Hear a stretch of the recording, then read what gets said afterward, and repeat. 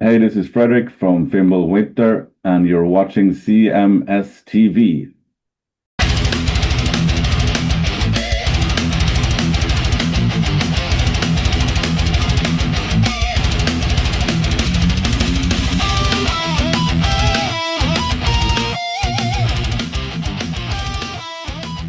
It is Chris Akin Presents, and I, of course, am Chris Akin. And today on the show, I think I'm going to be introducing a lot of you to something brand new, something seriously vicious. I will say that. This is a heavy, heavy record.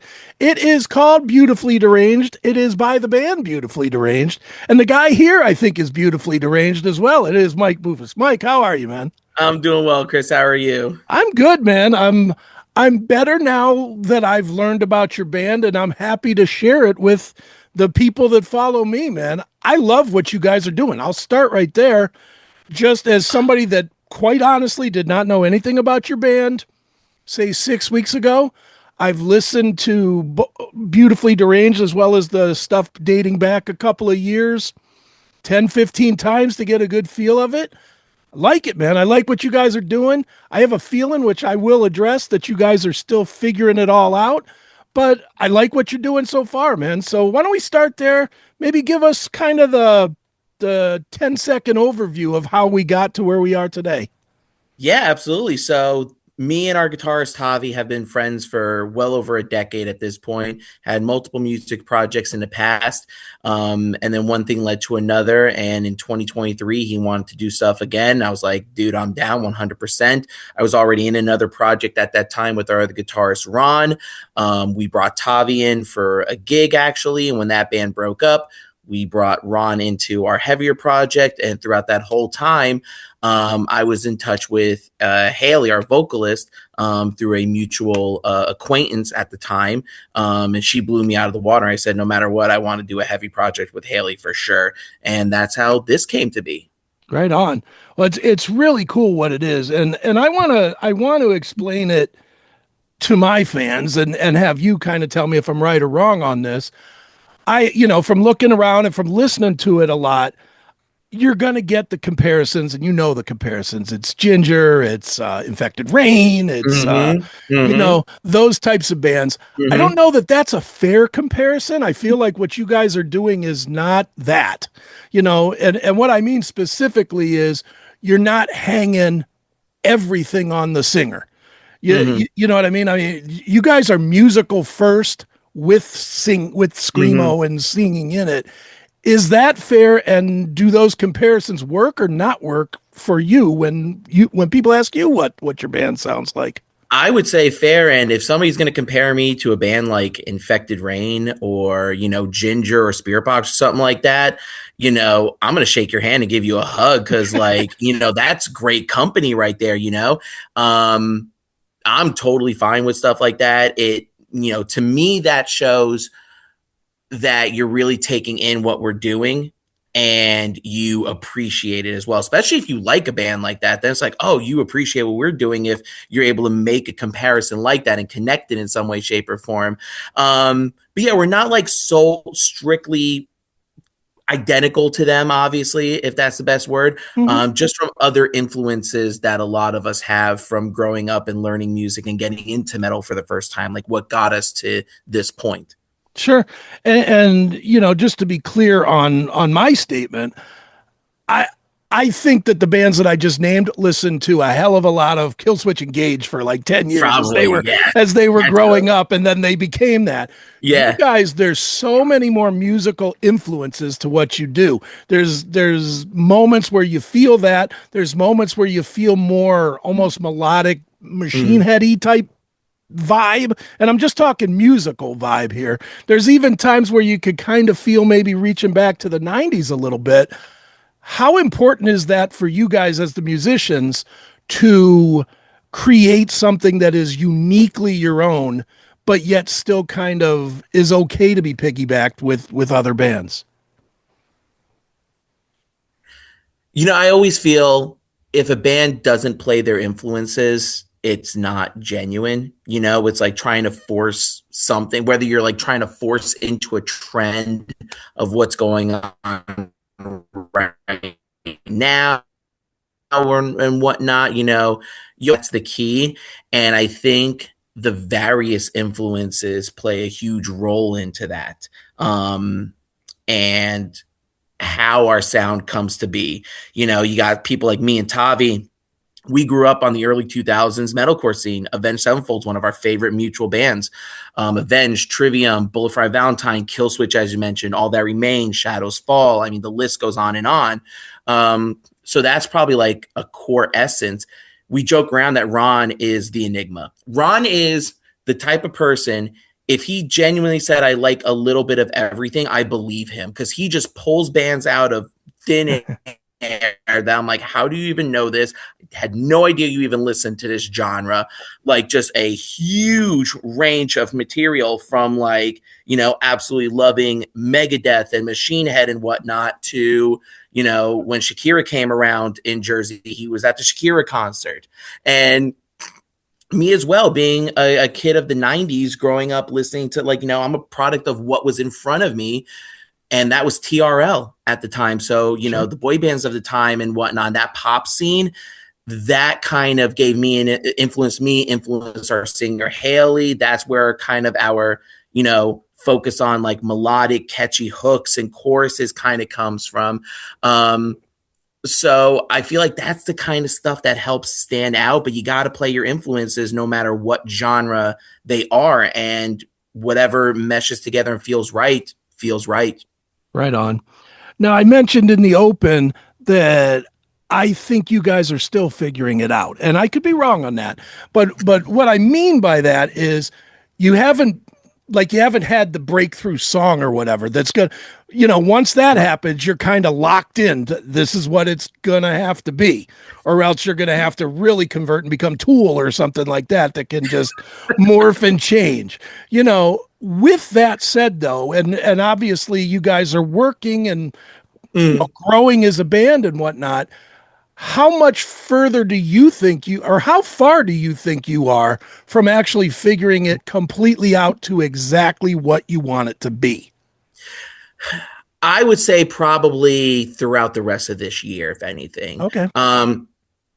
Because just from even the writing process as a whole, and who we worked with on the songs and whatnot, we have noticed the difference in how we're approaching certain songs and approaching the writing process and whatnot since 2024, basically, when we really started hammering down some songs.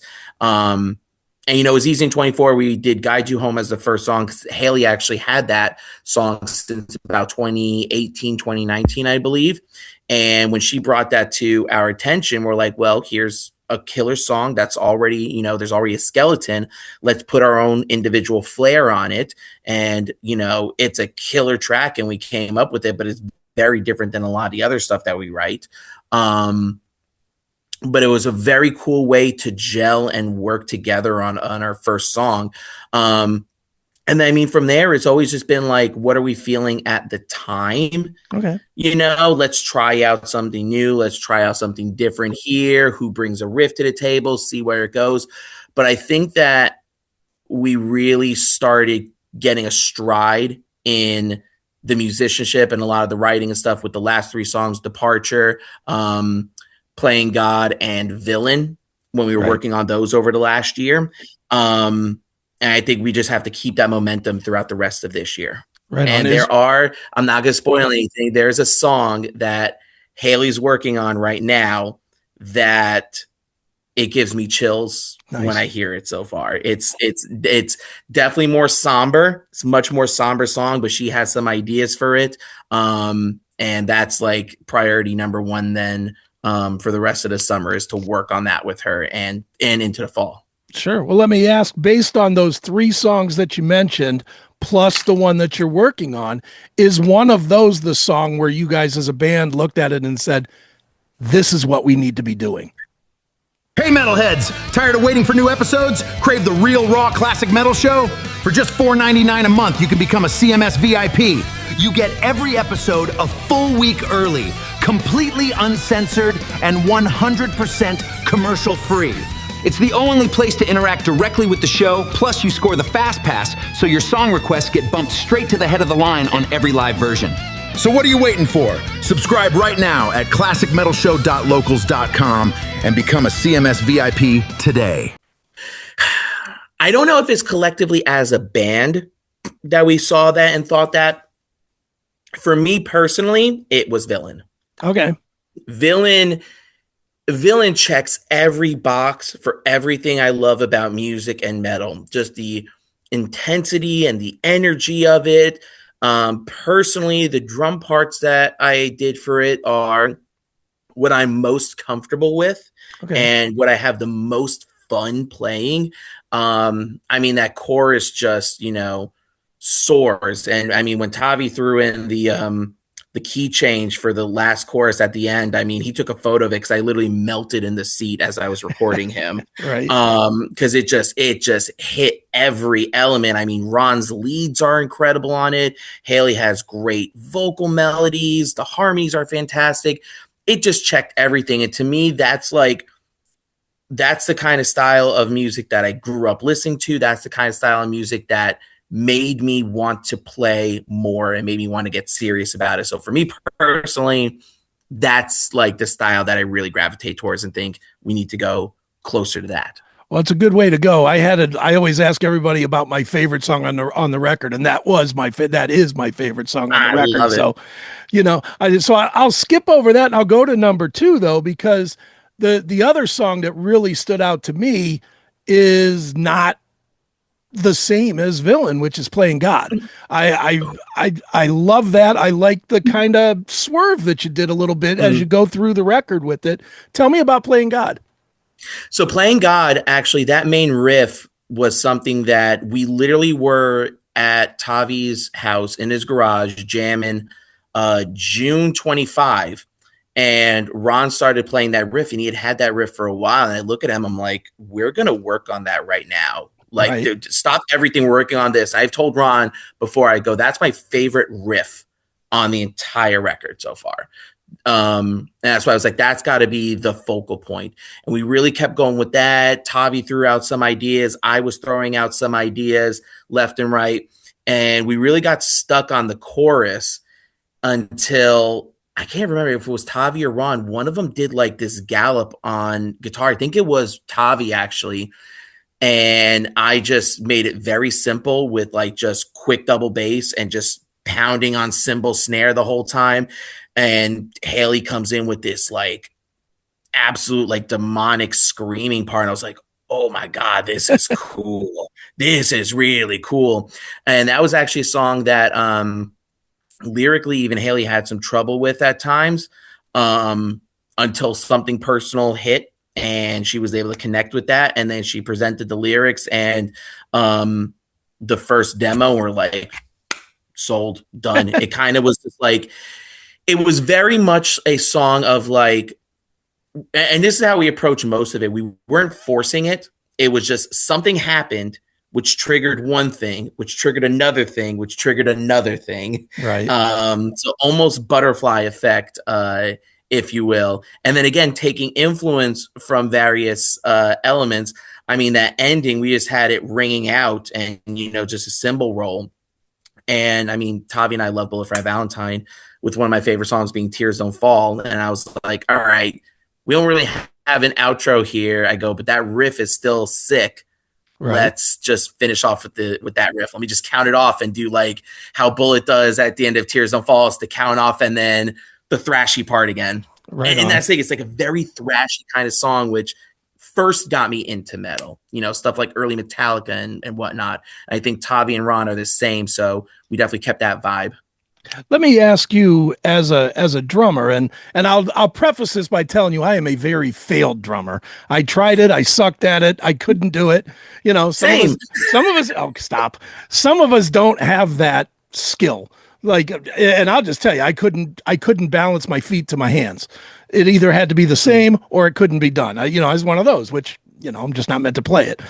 That being said, when you're good at it And especially when you get around good musicians like you have here in Beautifully Deranged, there's a tendency to overplay as a drummer, almost to kind of get your sound in there. Because so many times the guitar players and the vocalist steal all of the spotlight. So how do you pull yourself back? How do you discipline yourself not to overplay on, especially when you're writing songs?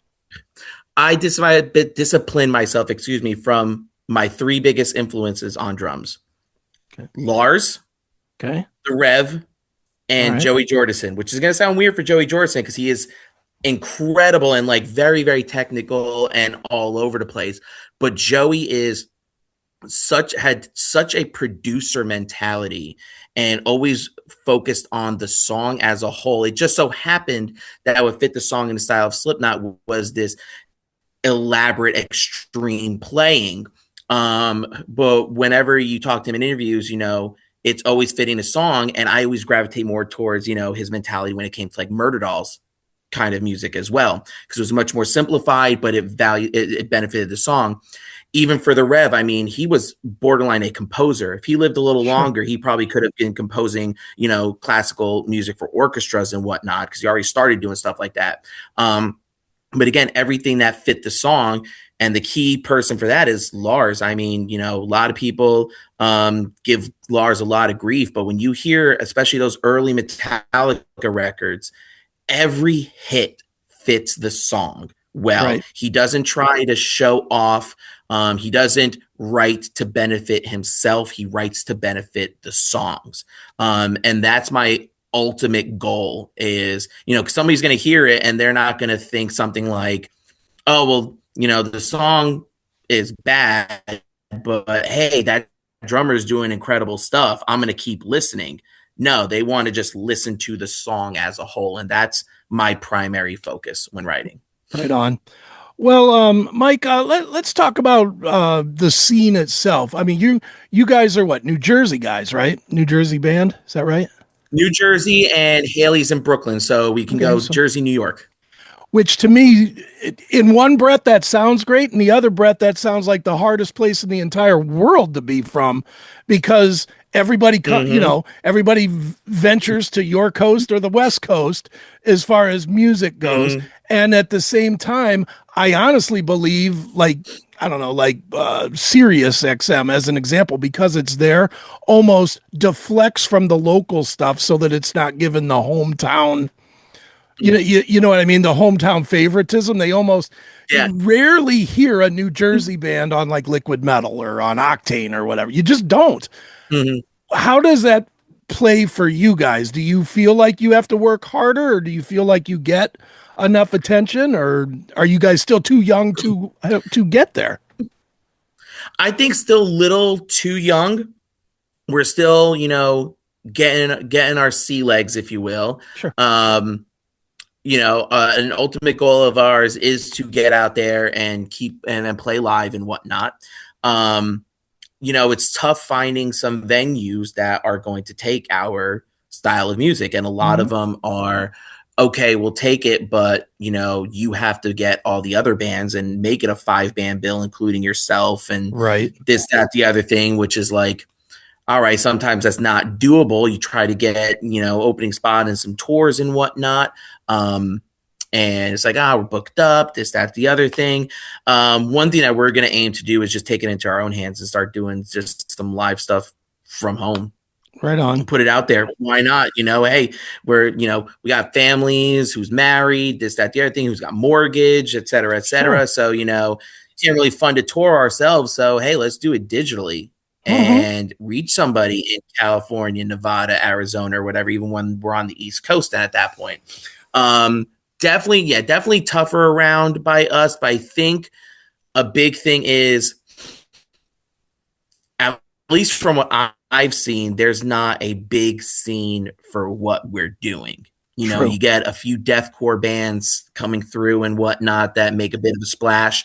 But you don't really hear too much of our style in our area. A lot of indie rock. Sure. A lot of Southern rock actually has gotten pretty big around that area. So I think we're able to stand out a little bit as well. And once we start getting out there live and start performing more, I think that's going to be very beneficial, and we'll make some heads turn. Sure. And doing it DIY is probably going to be way better because you know as well as I do, for a young band like this, a lot of the clubs will just put you on to sell tickets. They don't care what you sound like. And you're next thing you know, you're opening for Wasp or somebody that I'm not slamming Wasp. I'm just saying that doesn't work for your band. You're not going to gain 3 fans out of that audience. And so why do it? You know, and that's how club owners think. They think, well, they'll sell 50 tickets. So here you go, you know, and you know, exactly. They'll bring their friends and family, and that's all they want is bodies through the door. Yeah, bodies through the door and drinks off the counter. Exactly. But it's got to be, you know, the right kind of bill. You know, you want to get those other followers from the other bands, the friends and family that came out to see the other bands. You want them to start, you know, supporting you as well. Right on, man. Well, man, here on this show, we always tell everybody, if you're going to stream it, that's cool. Stream it once, twice, maybe even 3 times, but then go and find somewhere to buy something. You know, whether it's a hat, a shirt, an MP3, whatever it would be, buy something to help the bands survive and grow. Where is the best place we can tell people to follow Beautifully Deranged and buy something? So any of our social media platforms, Facebook, Instagram, TikTok, follow us. We actually are in the talks of some merch. Okay. Which is cool. Figuring out something with like t-shirts and whatnot. We luck out because my wife is a tattoo artist, so she does all our art for nothing because she loves us. So we're definitely aiming to put out, you know, some content with artwork for all the songs and whatnot, and basically figure things out like that. So, I mean, follow us. When we have stuff available, you'll be the first to know, and you could purchase something. I mean, if somebody wants to get a physical version of the EP, I got no problem making them a copy of that and sending it out myself. That would be a dream come true. Nice. As somebody who bought so many CDs over my life, for somebody to want a CD of my band would like warm my heart so much. Oh my God. I think more people are going to gravitate to your band than you think, man. I really just, you know, just as a hunch, just seeing the popularity kind of this style, because while it's underground right now, it's probably the most popular of the underground sound right now, you know, with the 80s stuff dying and the 90s big stuff turning into casino bands. There's a lot of interest in this new, you know, you see Spirit Box, you see, you know, Ginger, you see Infected Rain, you even see lighter stuff, The Warning or Plush, or, you know, there's a lot of those types of bands that are starting to make noise. Feels like this is maybe the time that this music is supposed to exist. Yes, I would say so, probably. Yeah, absolutely. And I also see, like, you know, this resurgence from that early 2000s metalcore influence, you know, from a lot of those bands celebrating, you know, the multi-decade, like 20-year anniversary of some landmark records, which is gaining new listeners to those bands, gaining some more popularity, bringing that, you know, core scene from like 2000 to 2010 or so back to center stage, you know. So I feel like, yeah, there is this bit of resurgence for this kind of style and whatnot. Right on, man. Well, one more time, the album is called Beautifully Deranged. So is the band. And Mike, this has been fun. Thanks for joining me here on Chris Akin Presents.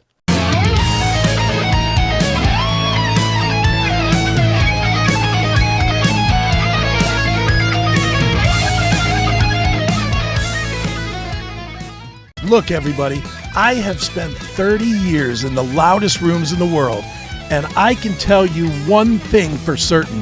I've got zero time for weak coffee or woke nonsense. Guess that's actually 2 things I don't care. If you're like me, you're tired of giving up your money to corporate sellouts who hate your values. You want a brew that's as unapologetic as a Marshall Stack cranked to 11. Enter Blackout Coffee. This is bold, fresh roasted, 100% American grit in a cup. It's fuel for patriots who refuse to back down. Whether you're hitting the Patriot medium roast or the massive high caffeine kick of Brutal Awakening, this is the taste of real freedom and hard-hitting flavor. Stop supporting the bland beans of companies that don't stand for you. Head over to blackoutcoffee.com right now. Use my code, which is in the description, for an exclusive discount. You can save. It's time to wake up unstoppable. Blackout Coffee, folks. Fuel for patriots. Get yours now.